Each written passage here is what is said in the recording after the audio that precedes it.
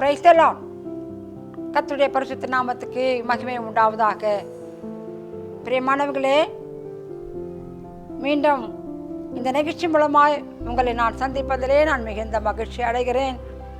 ஆண்டவர் நம்மை ஒவ்வொரு நாளும் ஒவ்வொரு நிமிஷமும் கண்மணியை போல பாதுகாத்து இந்த 11 மாதங்களை கூட கடக்கும்படியாக செய்து ஒரு புதிய மாதத்துக்குள்ளாய் நம்மை கொண்டு வந்திருக்கிறார். பிரியமானவர்களே, நம்முடைய ஆண்டவர் நமக்கு எப்போதும் நல்லவராய் நன்மை செய்கிற தேவனாய் இருக்கிறார். பிரியமானவர்களே, நீங்கள் யாவரும் சுகமாய் இருப்பீர்கள் என்று நான் விசுவாசிக்கிறேன். நானும் சுகமாய் இருக்கிறேன். பிரியமானவர்களே, இந்த மாதத்தில் கூட ஆண்டவனுக்கு கொடுத்த வாக்குத்தத்தத்தை நாம் தியானிக்க போகிறோம். லூக்கா சுவிசேஷம் 1ஆம் அதிகாரம் 30வது வசனத்திலே இப்படியா நாம் வாசிக்கிறோம். தேவதூதன் அவளை நோக்கி, மரியாளே, பயப்படாதே, நீ தேவனிடத்திலே கிருபை பெற்றாய். பிரியமானவர்களே, இங்க மரியாளுக்கு சொல்லப்பட்ட ஒரு வார்த்தை தான் இந்த மாதத்திலே நமக்கும் அது சொந்தமாக்கி கொள்ள வேண்டும் என்று ஆண்டவர் விரும்புகிறார். இங்க 2 காரியங்களை நாம் பார்க்கிறோம். ஒன்று பயப்படாதே, இன்னும் ஒன்று கிருபை. தேவனிடத்திலே கிருபை.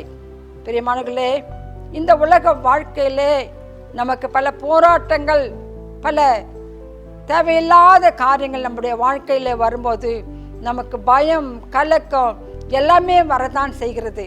ஆனால் அடுத்ததான் நாம் பார்க்கும்போது அந்த எல்லா சூழ்நிலையில கூட தேவனுடைய கிருபை நம்மோடு கூட இருக்குமானால் அவை எல்லாவற்றையும் நாம் தாண்டி செல்ல முடியும். பிரியமானவர்களே, இந்த மாதத்திலே கிருபையை குறித்து நாம் தியானிக்க போகிறோம். கிருபை என்று நாம் பார்க்கும் பொழுது அது தகுதி இல்லாதவர்களுக்கு காட்டப்படும் ஒரு அன்பு என்று நாம் சொல்ல முடியும். உண்மையாகவே கடந்த 11 மாதங்களிலே கூட கர்த்தருடைய கிருபை மாறாதபடி நம்மை நடத்தி வந்தது என்று நாம் சொல்ல முடியும். பத்திரமாய் நம்மை கர்த்தருடைய பெரிதான கிருபை, அவருடைய அன்பு, அவருடைய இரக்கம், அதுதான் நம்மை 11 மாதமாய் நம்மை காத்து வந்தது. பிரியமானவர்களே, இங்க மரியாளுக்கு தேவனிடத்திலே கிருபை கிடைத்தது. உலகத்திலே எத்தனையோ கன்னி பெண்கள் இருக்கும் பொழுது இந்த மரியாளுக்கு ஒரு பெரிய பாக்கியம் கிடைத்தது. அங்கே வாசிக்கிறோம் அந்த 30வது வசனத்திலே, நீ மரியாளே என்று சொல்லி தேவதூதன் சொல்லுவதை நாம் பார்க்கிறோம். ஆனால் அதே 28வது வசனத்தில் நாம் பார்க்கும்போது தேவதூதன் அவள் இருந்த வீட்டிலே பிரவேசித்து, கிருபை பெற்றவளே வாழ்க, கர்த்தர் உன்னுடனே இருக்கிறார், ஸ்திரீகளுக்குள்ளே நீ ஆசீர்வதிக்கப்பட்டவள் என்று வாழ்த்துகிறார். பிரியமானவர்களே, அங்கே கிருபை பெற்றவள் என்று சொல்லி அந்த தேவதூதன் அங்கே பெயரை வைக்கிறார். பிரியமானவர்களே, அவர்கள் கிருபையை பெற்றுக்கொண்டார்கள். அவர்கள் பாக்கியவதி என்று அழைக்கப்படுகிறார்கள். பிரியமானவர்களே, இந்த உலகத்திலே ஆண்டவர் உலக இரட்சகரை அவர் பெற்றெடுக்கிறத்தக்கதான ஒரு பாக்கியத்தை அந்த அருமையான மரியாள் பெற்றுக்கொண்டார்கள். ஆகவேதான் ஸ்திரீகளுக்குள்ளே நீ ஆசீர்வதிக்கப்பட்டவள் என்று தேவதூதன் வாழ்த்துவதை நாம் பார்க்கிறோம். அந்த மரியாளுடைய வாழ்க்கையை நாம் பார்க்கும்போது மரியாள் என்று சொன்னாலே கண்ணீர் என்று அர்த்தம், அங்கே கலக்கம் என்று அர்த்தம். அவருடைய வாழ்க்கை அப்படிப்பட்டதான இருந்தாலும் கூட அவருடைய வாழ்க்கையிலே தாழ்மை, பரிசுத்தம், தேவ பயம் இருந்தபடியினாலே எத்தனையோ கன்னி பெண்கள் இருக்கும் பொழுது இந்த தாழ்மையான மரியாளை தேவன் தான் இந்த உலகத்துக்கு இரட்சகராய் வர வேண்டும் என்று சொல்லி அந்த மரியாளை தனக்காக தெரிந்து கொண்டார். பிரியமானவர்களே, இந்த மரியாள் ஏற்கனவே யோசேப்பு என்ற ஒரு புருஷனுக்கு நியமிக்கப்பட்டு இருந்தாள். ஆனாலும் கூட தேவதூத் சொன்ன ஒவ்வொரு வார்த்தையும் அவள் கேட்கும் பொழுது, இயேசு உன்னுடைய வயிற்றிலே நீ கர்ப்பவதியாகி ஒரு குமாரனை பெறுவாய், அவருக்கு இயேசு என்று பெயரிடுவாயாக, அவர்தான் இந்த உலகத்தை பாவத்திலே சாபத்திலிருந்து மீட்கக்கூடிய இரட்சகர் என்று சொல்லி பல விதமாய் அந்த தேவதூதன் அவளோடு பேச பேச பேச அவளுக்குள்ளாய் இருந்த பயம் நீங்கி போனது, ஒரு தைரியம் வந்தது, ஒரு பெரிய சந்தோஷம் உண்டானது. ஆகவேதான் அவள் ஏற்கனவே யோசேப் என்ற புருஷனுக்கு நியமிக்கப்பட்டு இருந்தாலும் கூட அவர்கள் தனக்கு வரப்போகிற நிந்தையை குறித்தோ அவமானத்தை குறித்தோ அவர்கள் கொஞ்சம் கூட கவலைப்படவே இல்லை. அவர்கள் சொல்லுகிறார், அந்த அம்மா, நான் ஆண்டவருக்கு அடிமை என்று சொல்லி, பிரியமானவர்களே, அடிமை என்று சொன்னை தாழ்த்து கொள்கிறாங்க. அடிமை என்று சொல்லும் பொழுது எஜமான் எதை செய்ய சொன்னாலும் அந்த அடிமை நிச்சயமாய் செய்துதான் தீர வேண்டும். ஆகவே இந்த ஆண்டவருடைய வார்த்தையை தேவதூதன் மரியாளுக்கு சொன்ன உடனே அவர்கள் உடனடியாக தன்னை தாழ்த்தி, இதோ நான் ஆண்டவருக்கு அடிமை, அவருடைய சித்தம் என் வாழ்க்கையிலே நடப்பதாக என்று சொல்லி அவர்கள் தன்னை தாழ்த்தி தன்னுடைய வாழ்க்கையை முழுவதுமாக ஆண்டவருக்கு ஒப்பு கொடுத்தார்கள் என்று நாம் பார்க்க முடியும். அங்கே சொல்லுகிறார்கள், நான் ஆண்டவருக்கு அடிமை, உடைய வார்த்தையின் பணி எனக்கு ஆக கடவது என்று. என் ஆத்துமா கர்த்தரை மகிமைப்படுத்துகிறது. அடிமையின் தாழ்மையை அவன் நோக்கி பார்த்தார். இதோ இது முதல் எல்லா சந்ததிகளை என்னை பாக்கியவதி என்பார்கள் என்று சொல்லி தன்னிடத்தில் பிறக்க போகிற இயேசுவை நினைவு கூர்ந்து அவர்கள் ஆண்டவரை மகிமைப்படுத்துவதை நாம் பார்க்கிறோம். பிரியமானவர்களே, அந்த மரியாளுடைய வாழ்க்கையிலே இப்படிப்பட்டதான ஒரு சந்தர்ப்பம் வந்தது என்று சொல்லும் பொழுது நாம் எவ்வளவு ஒரு அற்புதம், எவ்வளவு ஒரு ஆச்சரியமான ஒரு காரியம். உண்மையாகவே இப்படிப்பட்ட உலக இரட்சகரை நாம் சுமந்து பெற்றெடுக்க போகிறோமே என்ற ஒரு பெரிய பொறுப்பு ஆண்டவருடைய தேவன் தன்னுடைய வாழ்க்கையிலே அவர் எடுத்த தீர்மானத்தை அவர்கள் நிறைவேற்ற ஒப்பு கொண்டார்கள். தன் வாழ்க்கையை முழுவதுமாக ஒப்பு கொடுத்தார்கள். ஆகவேதான் மரியாள் தேவனுடைய கண்களிலே கிருபை பெற்றவளாக, ஒரு பாக்கியவதியாக, இரட்சகரை சுமந்து அங்கே பெற்றெடுத்து இந்த உலகத்துக்கு கொடுத்த ஒரு பாக்கியவதியாய் நாம் பார்க்கிறோம். பிரியமானவர்களே, அதுக்காகவே தான்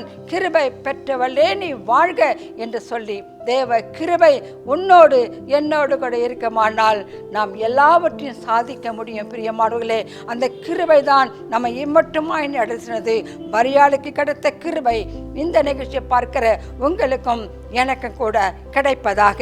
அன்றைக்கு மரியாளுடைய வயிற்றிலே இயேசு உலக இரட்சகர் பிறந்தார். ஆனால் இன்றைக்கு நம்முடைய உள்ளமாகிய இந்த வீட்டிலே உலக இரட்சகர் பிறப்பாரானால் அதை விட ஒரு பெரிய சந்தோஷம் எதுவுமே இல்லை. பிரியமானவர்களே, உலகம் முழுதுமாய் ஆதாயப்படுத்தி கொண்டாலும் தன் ஆத்துமாவை நஷ்டப்படுத்தி கொள்ளாதபடி உலக இரட்சகரான இயேசு கிறிஸ்துவனுடைய வாழ்க்கையிலே நம்முடைய உள்ளத்திலே அவருக்கு முழுவதுமாய் இடம் கொடுப்பானால் அது தான் ஆண்டவருடைய கிருபை. பிரியமானவர்களே, அடுத்ததாக நாம் பார்க்க போகிறோம். இரண்டாவது நாம் ராகாப் என்ற வேசியை குறித்து நாம் பார்க்க போகிறோம். இந்த சகோதரியும் கூட ஆண்டவருடைய கண்களிலே கிருபை பெற்றவளாக இருப்பதை நாம் பார்க்க முடியும். பிரியமானவர்களே, இந்த ராகாப் ஒரு புறஜாதியான ஒரு பெண் மாத்திரமல்ல, அவள் ஒரு வேசி என்று யோசுவா புஸ்தகம் 2ஆம் அதிகாரத்திலே நாம் வாசிக்கிறோம். பிரியமானவர்களே, அந்த வேசிக்கு தான் ஆண்டவருடைய கிருபை கிடைத்தது.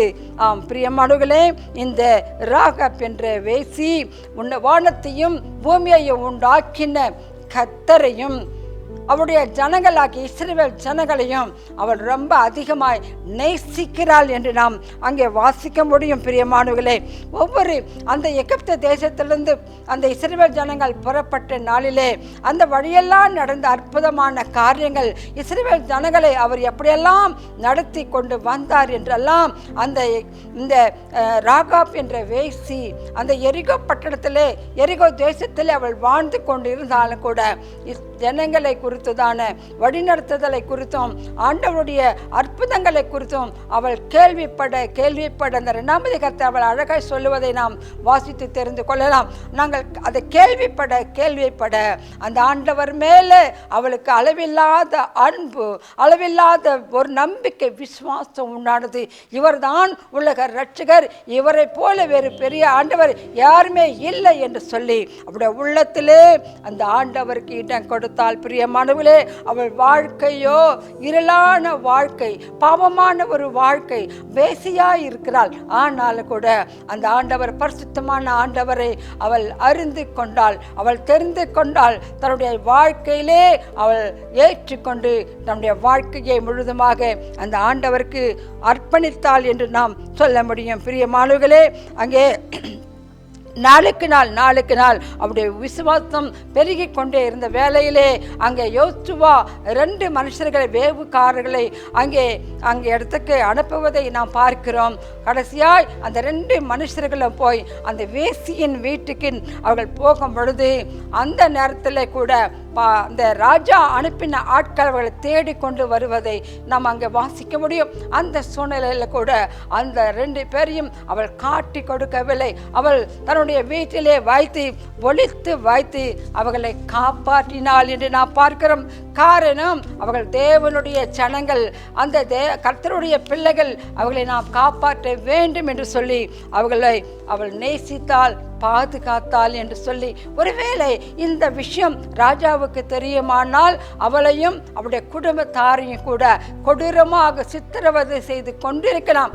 அப்படி இருந்தாலும் கூட அவள் தன்னுடைய உயிரை பணயம் வைத்தவளாக, ஆண்டவர் மேல் வைத்திருக்கிற அன்பின் நிமித்தமாக எப்படியாகிலும் அந்த ஜனங்களை, அந்த வந்த என்னுடைய வீட்டுக்கு வந்தவர்களை உயிரை காப்பாற்ற வேண்டும் என்று சொல்லி அந்த ஜனங்களை அவள் காப்பாற்றுகிறாள். அந்த ஜனங்கள் அந்த ஜன்னல் வழியிலே ராத்திரி சமயத்திலே அவர்களை வழியிலே இறக்கி விட்டு நீங்கள் பத்திரமாய் போய் சேருங்கள் என்று சொல்லி, அது மாத்திரமல்ல அவர்கள் போகும்பொழுது ஒரு அடையாளத்தை வாங்கி கொள்ளுகிறாள். நாளை உண்மையாகவே உங்கள் தேவன் உண்மையுள்ளவர், உங்கள் தேவன் மகத்துவம் நிறைந்தவர், எப்படியாவது நீங்கள் கட்டாயம் இந்த எரிகோ பட்டணத்துக்கு வருவீர்கள், இதை உங்களுக்கு சொந்தமாக்கி கொள்ளுவீர்கள். ஆனால் இங்க இருக்கிறவர்கள் எல்லாரும் நாசனம் பண்ணும் பொழுது என்னையும் என் தகப்பன் வீட்டாரையும் நினைத்து கொள்ளுங்கள்.